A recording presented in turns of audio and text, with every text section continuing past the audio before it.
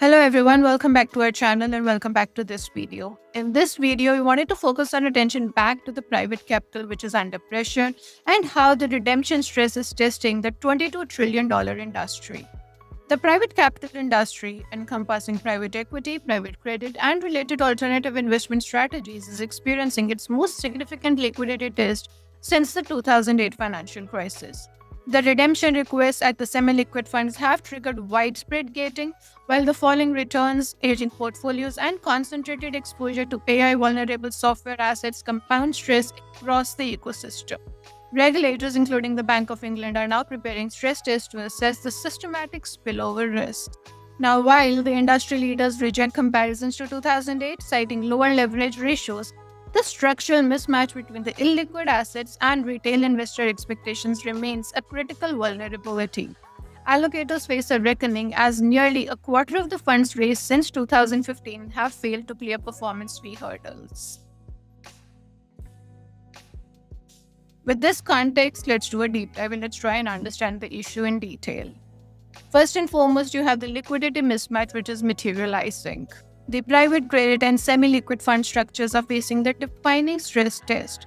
Funds designed to offer periodic redemption windows, typically capped at 5% of net assets quarterly, have begun limiting withdrawals as the requests exceed available liquidity. The phenomenon affects major platforms that have collectively gathered over $200 billion from individual investors seeking exposure to private loans, real estate, and leveraged buyout financing. The challenge is structural out here. Assets within these vehicles cannot be liquidated at short notice without accepting significant discounts. As market volatility intensifies and geopolitical risks persist, the gap between investor expectations and the fund mechanics have become impossible to bridge through normal quarterly redemption cycles. At the same time, we are also looking at regulatory focus intensifying. The central banks and prudential regulators are no longer treating private capital as a peripheral concern. The Bank of England has announced plans for a dedicated stress test examining potential contagion from private credit to the broader financial system. Senior officials have drawn uncomfortable parallels to the pre-2008 dynamics, particularly the repackaging and the distribution of opaque loan exposures across the financial system.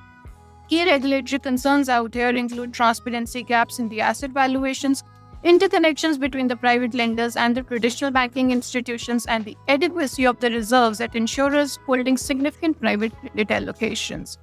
The expansion of the 401k access to private assets under the recent policy changes has amplified scrutiny around the retail investor protections. There is also the software concentration that needs to be looked into because of the AI risk factor. Now, private equity's decade-long affinity for software and technology-enabled services that created a concentrated risk profile is now facing disruption pressures. Industry estimates suggest that over half of the private equity transactions financed through private credit over the past 10 years carry meaningful exposure to AI-driven business model disruption. The concern extends beyond the pure-play software to technology-dependent positions across healthcare, financial services, and professional service verticals. First quarter valuation marks are expected to reflect material write-downs across software-heavy portfolios. The sector that served as private equity's primary return driver is now representing its most significant vulnerability as artificial intelligence reshapes competitive dynamics and customer expectations. And then there is the leverage debate, the 2008 parallels and distinctions.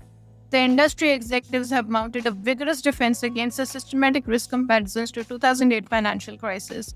The core segment centers on leverage differentials. Private capital vehicles typically operate at 1 to 3 times debt to equity ratios compared with 15 times or higher at the pre-crisis banks. Additionally, the longer duration, harder to redeem nature of private fund structures differs fundamentally from the overnight callable back deposits. However, the critics note that opacity around the true portfolio valuations, the proliferation of payment-in-kind arrangements wherein borrowers add interest to principal rather than paying cash, and the interconnection of private lenders with bank financing facilities creates transmission channels that remain poorly understood. They say that the absence of crisis thus far does not preclude vulnerability under more severe conditions. Let's wrap this up with the implications for the allocators and key considerations. Institutional investors, including pensions and endowments serving teachers, firefighters, and other beneficiaries, face difficult decisions at this point of time. Some of them have begun selling private equity stakes at double-digit discounts on secondary markets. Others are liquidating credit portfolios to meet distribution needs as primary fund returns disappoint.